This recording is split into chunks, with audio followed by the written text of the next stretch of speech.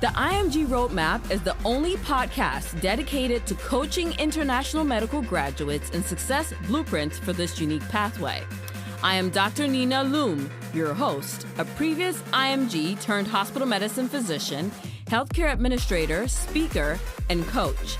I empower, encourage, and equip you with actionable steps that you can take towards the residency position of your dreams. All right. Hello, everyone. Welcome to another episode of the IMG Roadmap podcast. Today, I have Dr. Morakinyo, and his name is Emmanuel Morakinyo, and I'll let him tell us a little bit more about himself. Thank you so much for having me. So my name's Emmanuel. I go by Manny on a lot of different platforms. I am a Nigerian-born Canadian citizen. I am an internal medicine resident at Orange Park, just outside Jacksonville. I went to St. George's University where I got my MD. So I'm a IMG on two levels. IMG is a St. George's grad and as a Canadian citizen. So it makes for an interesting combination when applying for all these things in the States. So thank you so much for having me. Yeah, that's awesome. We're glad to have you. I usually like to hear the perspective of, an IMG that also has a visa, because that's really what makes it stand out. Apart from just going to foreign school, when there's a visa in play, it can make the process a little bit more tricky. I had a visa also, so I fully understand that. So, you are a PGY1, is that correct? Yeah. Yep. And one of the reasons that I was attracted to your profile was because I put out this, story on my Instagram page, and I was just asking for anyone that has been through the SOAP program. And the reason I put that out was I've gotten a few DMs. Match week is going to be next week. And there's tons of IMGs that are thinking, should I have a plan B? Should I be prepared for something else? They're kind of nervous what to do if that does occur. And I've never been through that process. So I didn't want to speak on it just by reading off of EasyFMG's website. I thought, who can I reach out to? And some people sent me your profile. And so really that's how we met. But can you tell us a little bit about your match story, like what that was like for you, and just give us some detail? Yeah. So the short version of the whole thing is I applied to surgery. I initially applied to general surgery with the intention of doing 5 years and doing a fellowship and, doing 7-8 years of training, et cetera, et cetera. And I was in my 4th year and I'd done 3 or 4 months of surgical rotations. And I just remember feeling that it wasn't really for me anymore. I thought that it had been, and I was very tired. I didn't feel just happy with what I was doing. And so I just realized that I needed to reevaluate and rethink what I was doing. And so I think last year, around maybe a couple of weeks before the rank list certification date, I called my parents. I spoke with my partner. I did a lot of soul searching, and I just ended up deciding not to put in a rank list, which is probably one of the scariest things I've ever done. Probably one of the most foolhardy things most people would say, to do. Most people say you see it through and then see what happens. But I just remember feeling like it just wasn't. Even if I saw it through, even if I was determined and I stuck it through, I couldn't see it being something that I would thank myself for later. So I kind of took a gamble, and I didn't put in a rank list.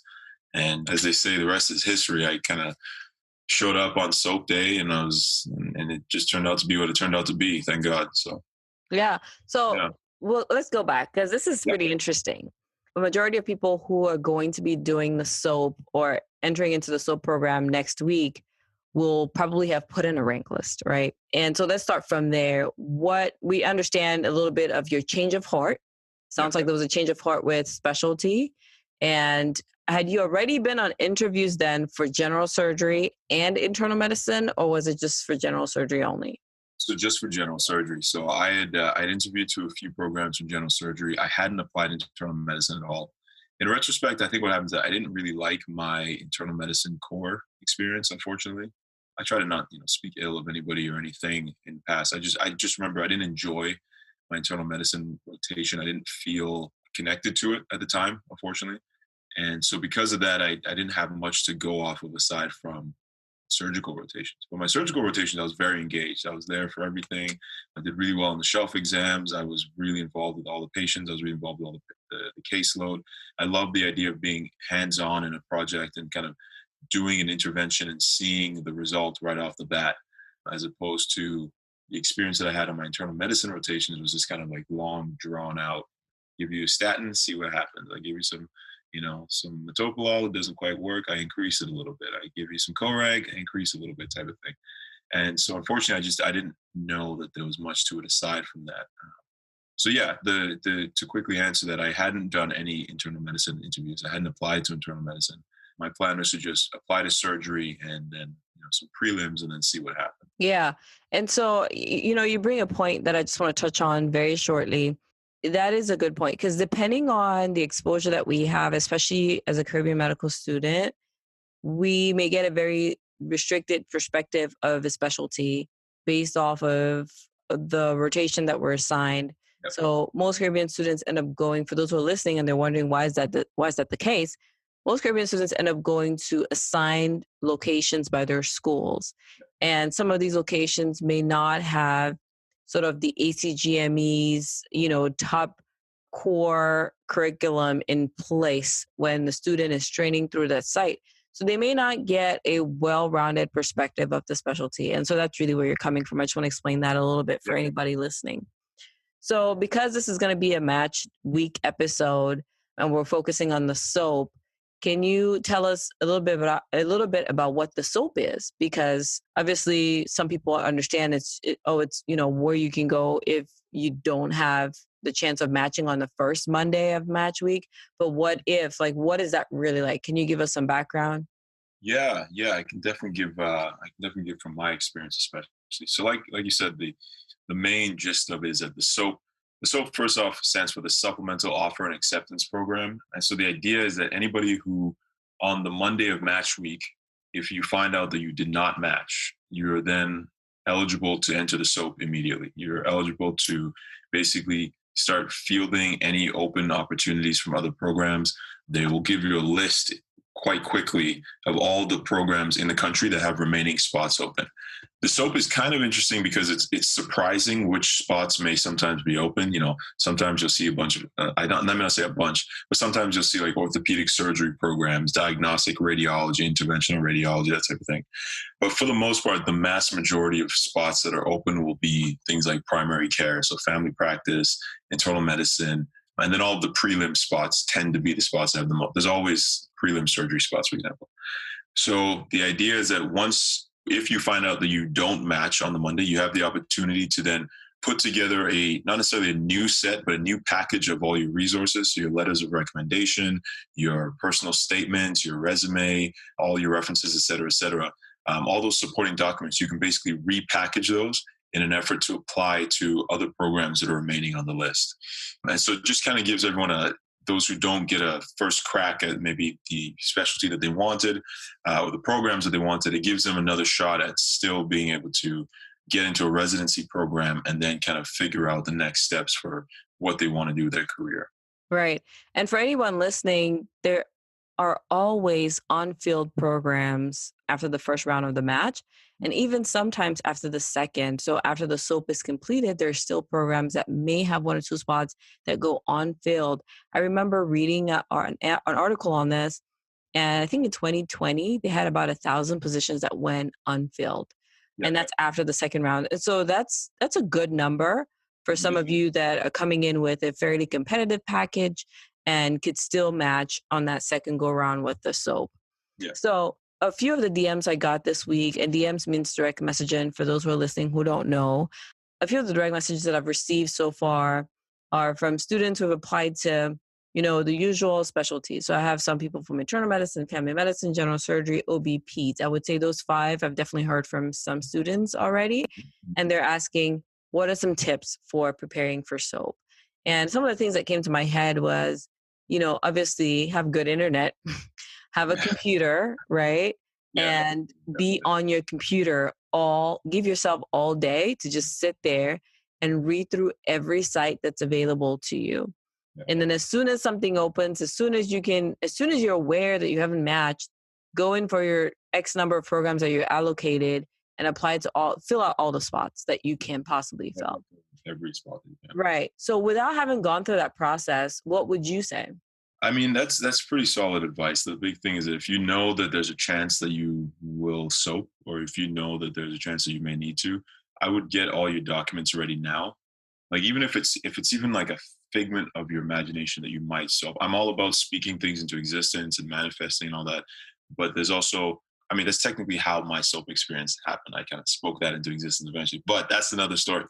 But the point I'm getting is, if there's even like a remote possibility that you may have to soap, I would get all of the, if you need new personal statements or you need new references or any sort of packaging, any sort of heads up from any professors or doctors or people that you've worked with, get all that ready now. Because one of the worst things, the soap is a really stressful week. That whole match week is stressful, even if you did match on Monday. The soap is stressful if you know you're going to soap. One of the worst things that I've had to watch is other people who had no idea that they were going to soap.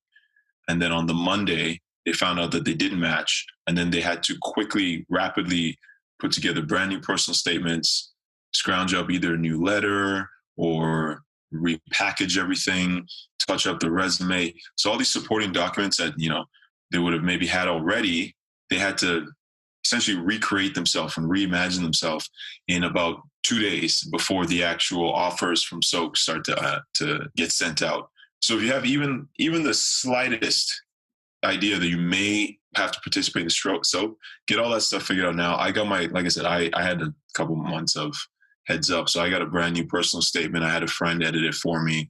She's a writer. She's been doing it for years. I had her put it together for me. I scrounged up all my letters. I reevaluated which letters are going to be worth it. I reevaluated how my resume needs to look. So any kind of heads up is good. And then, like you said, good internet, be by your computer, but also have a support system close by is probably a big one as well. That's something that nobody really warns you. Yeah. Just how much your support system is important, especially in that period of time. For me, I had a friend of mine who was applying to, so obviously, I was with my partner at the time in Miami. And so we were staying together. So she was there already for a support system. And then I also had a close friend who was applying to anesthesia, and she thought that she may need to soap also. So we basically planned in advance that week we would meal prep, have like the fridge ready to go. Everything would just be done. We wouldn't have to worry about, preparing the house or like any sort of like normal day-to-day tasks that you do. It's all done. And it would just be my friend and my partner and I just locked into this soap process. So it's good to have a little bit of a support system. Yeah. Last tip, try not to spend too much time on Reddit, because that's very... Yeah. The forums will kill you with anxiety. If you're looking for a place to get anxious, go to all the online forums when you're trying to soap. Yeah. So, and that's one of the reasons why I like what we're doing here right now is we're offering people another place to go besides Reddit, besides a negative student doctor forum that would just it doesn't really help them. It doesn't give them solution. And so here we're being solutions focused instead of being problem focused. And I appreciate you for coming on, Dr. Morakinyo, to make this work. So I thought about this the other day. I thought, if a student had to soap, if I had to soap, what I would do, here's what I would do. I would definitely go over my personal statement, like you said. I'll have make sure it's the best that it could be for the specialty that I'm interested in. But I will probably make like duplicates of my personal statement. And then because I'm already on my computer, and like you mentioned, I've already meal prepped, I know I'm going to be on my computer all day. And I want to be able to, apply as soon as position becomes open. But as soon as I get an inclination of one program, if I've read through that program, say, for example, I know it's an IM program in Jacksonville, for example, and I live in that area, I'll make sure that I tweak my statement and to just say, I'm in Jacksonville, this is home, this is where I want to be, and make sure that I give them some added meat. Now, I am good at writing, so I can definitely even speak to the fact that I'm soaping. And at this point, here's where I'm at, but this is the specialty I'm interested in, and here's why I want to come to your program. And I'll call them out by name. Like I would actually quote the hospital name. And if I've done my research, I would know why I want to be there. And so I really want to challenge some people. It's not for everyone. It's hard because you probably won't have time. You'll be nervous. There's so many things going on. You don't want to miss the opportunity. Well, go ahead and put your template. Okay, whatever you wrote, put it in. But if you are quick with your fingers on a keyboard and you're really meticulous and you are able to do this in this shouldn't take you 10 minutes. If you're able to do that in that time, and there are specific programs that you can target, maybe because you have ties or you have proximity, or you actually interview there, and then maybe for some odd reason you didn't get on the rank list. I think you can leverage those programs by being super specific and Absolutely. super driven, super focused with them. What do you think? No, I would definitely agree to that. I would agree to that because at that point you want to use any leverage that you have is, I mean, within legal limits, obviously, but any leverage that you have at that point, you are within your rights to use it. Like you said, if you know that there's a program that for any reason whatsoever, you have any sort of tie to them, any sort of, compelling reason for them to, really, really give you a look, then like you said, call it out. And obviously it's, as long as you've got the time and the headspace to do it, then that's absolutely a fantastic idea. I would absolutely agree with that. Yeah, absolutely. And I think like having the headspace part, which is very important because a lot of people this week are freaking out. Yep. It's nerve wracking, it's Yep. anxiety provoking. But having the headspace to do it, I think starts with what you're doing right now. Listening to this episode, whoever's listening is being prepared. Like, where's your desk? What is your plan? If I have to, so where am I going to be sitting? What computer am I going to be using? What am I going to eat those few days? I'm not leaving this house. I'm not getting away from the phone. And here's my plan.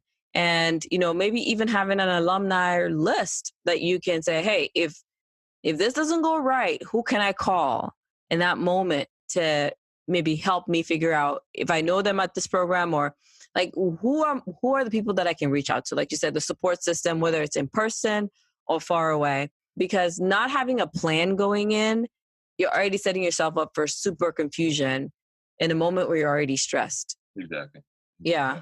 So tell us how that worked for you. So how many programs were made available for you during the SOAP, and how many did you apply to, and what was that like? So I think that I don't actually remember the numbers anymore. I think that for internal medicine, I think it was like 350 to 400 programs or something like that were still, or 350 to 400 spots that were still available. I remember surgery prelim, there was like 500 spots or something like that as well. And it's a shame I don't remember the numbers, but I just remember that the actual application process, there's like a limited number that you can apply to. Let's say they give you something like 40, 50 applications or something like that. I remember going onto these forums really briefly, and people say, oh, what if I save my applications for the first, second, third round type of thing? The only advice I give to anybody who's going to SOAP is that if they give you 40 applications, use 40 applications. If they give you 50 applications, because I sincerely don't remember the number at the moment, but if they give you 50 applications, use all 50 applications, because there would be people they thought that it was something that you can hold out and then save your applications for later type of thing. It's not really how it works. You max out your applications to the max that you're allowed to use. And if you aren't offered a position, once they start offering those positions in the 3 rounds that they offer the positions, if you're not offered a position in the first round, whichever program still has spots open, if you apply to, they will still be able to offer you positions. You get what I'm saying? So the idea of like holding out and waiting and thinking that you get more spots to apply to, it just doesn't really work. So that's a piece of advice there. So yeah, I think I get your point. And for someone who's never been through this, because I've been through this in a previous year, they may not really fully understand. So let me just make sure that I break it down again, and you correct me if I'm wrong. Yeah, please. So, the SOAP is going to offer you X number of spots. Right now at the time of the recording, we don't know how many that would be. And they'll say, you're going to apply into X number of spots. Now, what your recommendation is, if you have 25 spots that you can apply into as part of the supplemental offer and acceptance program, don't apply to 10 and think you're going to save 15 for later on in the day or whatever. Exhaust your options. Go for all what's available. And then if you don't get an offer that first round, you can always go in for the second round. Yeah, exactly. So I'm just pulling it up here. I'm on the WAMC and I'm just pulling it up, and they're saying it's 45 spots that you get. So you have 45 spots that you can apply to. That's your maximum number of applications. And you exactly what you just said. If you have 45 spots, use your 45, because if you apply to 20 thinking you're going to have 25 spots left over, you just wasted 25 applications. Right. So right. You apply to your maximum, and then you hope and pray that somebody gets you in the first round. If they don't get you in the first round, there's still the second round. I know people who matched in the third round. To be honest with you, I know people who matched even after the SOAP was done. So it's just a matter of use every link, like ring this thing out for everything that it's worth. Right. I agree with you. I have a very good friend who also matched. after the SOAP because there was still a program that went unfilled after everything was over. And they started looking for applicants outside of the match because they had this open spot. So, but those usually it's by hearsay, it's by it's being posted on all these different forums, or sometimes they'll just have it on their website. And some of them you start to see them maybe pop up towards like May and June, maybe where they were waiting for ACGMA accreditation or it's a new program. So those are all variables, but obviously you don't want to wait for that to happen because it's based on chance and time. Absolutely exhausting your options within the SOAP. Definitely some strong points there. So do you have any other tips? So you mentioned something earlier. I want us to go into it. You mentioned about speaking into existence and bringing things to pass. Can you tell us a little bit, what do you mean by that? Is that a faith-based practice that you do? Like, tell us a little bit about it.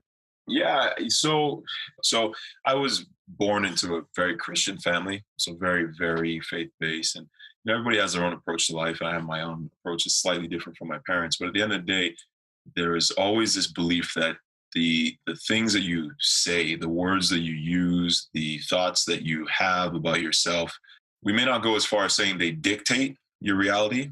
Some people might say your thoughts and words dictate your reality, which for the most part I believe. But at the very, very least, there's a very, very fundamental understanding that the words you use to describe yourself and the thoughts you think about yourself have power over what you allow to happen in your life, right? And it's not, people think it's faith-based, some people think it's new age, some people think it's super spiritual. It's really not. It's actually it's kind of straightforward, right? Like if I tell myself that I'm not capable of, I don't know, reading any given textbook, well, probably not going to read it. If I tell myself I'm not capable of being the doctor that I would like to be, fantastic. You've already kind of shot yourself in the foot, right? And so for me, what happened is that by the time I was getting ready to do this application, the thing that I was really, really thinking about was, as much as I thought I wanted surgery, I was also like, I was tired. I was tired from these surgical rotations. And I just realized that I didn't feel like I was having the time to be self-actualized, if you want to say that. I didn't feel like I was having the time to explore other curiosities, other things I was interested in. I, was at the hospital like more than 2/3 of the day, 3/4 of the day, and you expect to sleep at some point. So I didn't have any time for myself. And so I just started realizing that what I wanted was a career that I would have time for myself. I wanted a career that I would have time, or at least, and of course, whoever wants to do surgery, that's power to them. It's not me dumping on anyone's career aspirations. But I just realized that for me personally, I felt that what I wanted out of my life was to have this fulfilling career that I would feel fulfilled when I go to work. I'd feel fulfilled when I come home. I'd feel like I was engaged with the people I was working with. I feel like I was engaged with my community, my work environment. And I'd also be engaged with like myself, my family, my relatives, my loved ones. And I'd be able to have this full expression of what I think should be human life type of thing. And I just started saying that more actively. I didn't really know what it meant.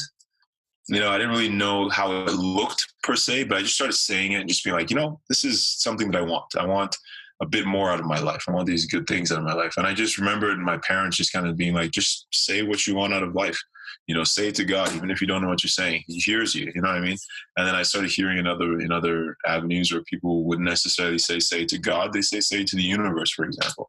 But just this idea that once you start to verbalize the things that you want and you start to verbalize and kind of act like the person you want to be and behave like the person that you're trying to develop into, it becomes a lot easier to kind of fall into this pattern of behavior that eventually gets there. And so next thing I know, I was like, all right, well, this is a scary decision to make, but I think that the direction that I'm going in doesn't quite suit the pattern of behavior of the person that I want to become.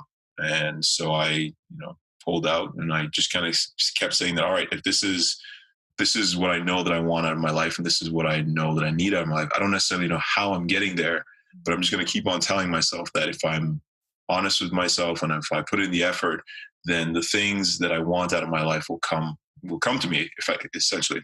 And I got to say, I just got renewed for my second year of residency. So, I mean, that's, I don't know if it is fact or whatever, but that's my supporting evidence so far. You know what I mean? It worked for you. Right. Exactly. And so and obviously when something works for us, it gives us that, a good bias, right? Because then we really believe, it affirms what we believe. And that's always a good thing, because then you can use it as your personal evidence. But our actions do go in line with the path of our most predominant thoughts. So I know that for a fact also. And I mean, sometimes even I feel like I'm Christian as well, and I believe in faith and that. But I really do think that even God was so great in how he created humans that he allowed us to have free will, but then he also gave us like natural laws and tools for the trade, so to speak, to where you don't even have to believe his creation for you to be here, and you don't have to believe in the faith for it to work. Like it's the law of nature. That's how it's made it to work. And so if you keep your mind in the predominant thought process of, okay, I'll figure this out and I'll do it and I'll make it work. What happens is you fall on a podcast like this. The next thing you know, you're going to the forum that's going to direct you on how to write a personal statement, or you're going to the next thing you find yourself down this rabbit hole where you're finding resources that are helping you align. But that is simply because you started off in the mindset that this was going to be the path for you and you were going to forge through. Exactly. But the minute you have that mind block as the first thought and it's not going to happen, you have basically stopped creating solutions and you're just fixated on the problem. Yeah. And I hope everybody listening to this conversation is taking that message too, where it's like, yeah, obviously for myself, I believe it's faith. I believe it's God. But if you don't believe in God, it's still a natural law. Like, these are the things that happen. And so hopefully that helps somebody, inspires somebody, encourages somebody in their own walk as they navigate a very stressful season and anxiety-provoking season. Absolutely. So you got renewed for PGY2. And what some people don't understand is each year of residency is a contract, and you're contracted for 1 year at a time. So by him saying he's being renewed, what we're saying is he's moving on to the next level within the same program without having to go through the match again or having to look for another program. Exactly. Yeah. So this is really good. Do you have any final words of encouragement? Because like I said, this episode is going to air match week or right before match week. And some people are getting prepared this weekend for Monday. Any final tips for them? Put in your best, put everything in God's hands. You guys have already done a lot of work to get here. You've put in a lot of effort. Regardless of what the email says on Monday, just know that one, you should be very proud of the fact that you've made it this far. Should be very proud of the fact that you're graduating from medical school. It's not everybody that does this. It's not everybody that, puts this much time and effort and this much of their youth into working to help other people be healthier and to live better lives. So first and foremost, take pride in that regardless of what happens. And then if you do match, congratulations in advance. If you don't match, just know that the SOAP is not the end of the world. Just know that there are fantastic surgeons. There are fantastic cardiologists, fantastic gastroenterologists, fantastic radiologists. There are fantastic doctors in every field who have gone through the SOAP process. And whether you know them yet or whether you haven't had a chance to network with any of them, just know that they exist. Just know that they're there. You're not the first person who would have to go through the SOAP, and you won't be the last. And it's definitely not going to be the worst thing that's ever happened to you. Everything will work out as needed. Thank you for that. And, after this, there's going to be tons of IMGs that want to connect with you. They want to learn more. They want to reach out to you on their own. How can they find you? Yeah, so you can contact me on Instagram. You can contact me on ianulive.md on Instagram, or you can just contact me by my email. I use my social media email as well, ianulivecontact@gmail.com. So we can post that in like the comment section or something like that, so people don't have trouble spelling it. So. Right. Can you spell it out for someone that's like with a pen and a paper right now? Because they maybe want to write it out right now. You want the email or the Instagram? Which one's both of them? So let's do your handle. Instagram handle will be the @ Yeah. So it's @ and then IYANULIVE.MD. I'm sorry, I had to think that one through. That's Instagram. And then my email is IYANULIVECONTACT@gmail.com. All right. Thank you so much. We'll have that in the show notes also.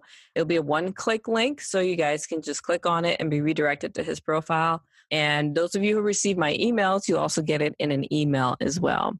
Well, thank you so much for coming on. We really appreciate your time, and we wish you the very best as you complete PGY1 into PGY2. Do you have any particular career aspirations that you're already thinking about? Yeah, I'm still kind of, so obviously because the soap was just last year, I'm still sort of realigning. I'm interested in a couple of things. I'm interested for a fellowship point of view. I'm interested in like gastroenterology, but from a more social point of view, I'm interested in a lot of stuff to do with like health equity and redistribution of resources to marginalized populations and stuff like that. So to some degree, like regardless of what I do in medicine, I'll probably find my way into that field. But just kind of along for an adventure at the moment, and we'll see how Right. it plays out. Yeah. Well, there's time. There's time. Definitely, definitely. All right. Thank you so much for coming on. Thank you so much for having me.